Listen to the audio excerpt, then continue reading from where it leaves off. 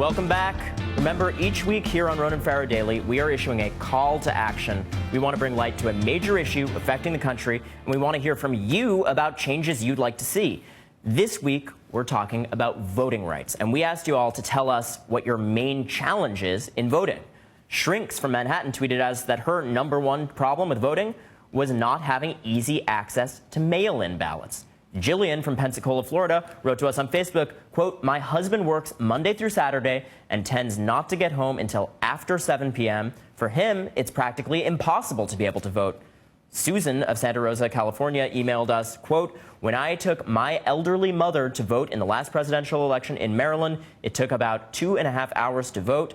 In my opinion, there should be a national voting standard that applies to all states, not what we have now, which is customized plans for each state."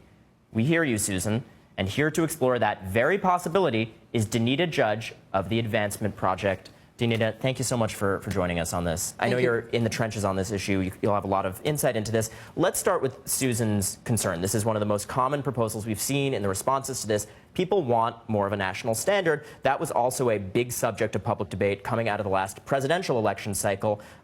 Where does that debate stand right now, and is that something that could ever happen? Well, right now, I would say the debate is just pretty much just standing by itself. Most people would be surprised to know that there is no fundamental right or explicit fundamental right to vote in our Constitution. And so I think that when we see so many different standards throughout the country in terms of different jurisdictions having different election laws, a national standard would certainly help us to have a more uniform system. And so as we look at states like Ohio and we look at states like North Carolina, I think that the people are clamoring for basically what Susan said, a national policy where everyone has an opportunity to vote and have free, fair, and accessible elections. But what would that actually take politically? There is no fundamental constitutional right, as you said. Would this require a constitutional amendment? Is this a symbolic fight for you? Because if that's the case, clearly it's not going to happen, right? Well, certainly it would take a constitutional amendment to pass a national standard. But there's other things that we can do, too. I mean, certainly states have the same opportunity to pass amendments to their constitutions to guarantee that there is a fundamental right to vote in their states, and that any time individuals' rights are taken away, that we stand firmly and that we hold our legislatures to the highest standards possible when you attempt to take away the right to vote for individuals. And what specific practices do you think would be changed under such rules at a state level?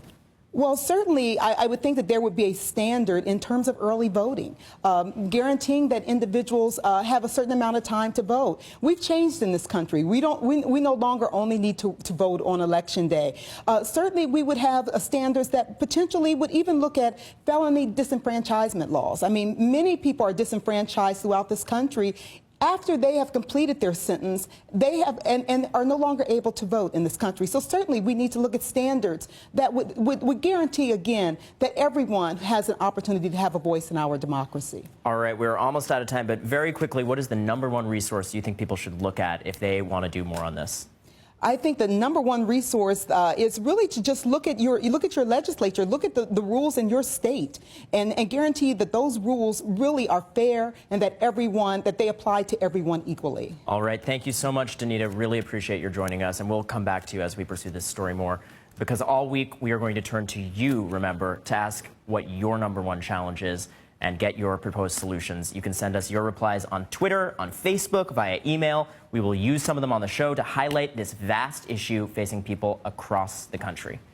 All right, well, let's check in for the last time today on the Battle of the Day. Remember, we asked you if the president's budget proposal could help level the playing field. The winner by a surprisingly large margin, 71%, RFD level. Thank you to everyone who weighed in, and thank you for your optimism.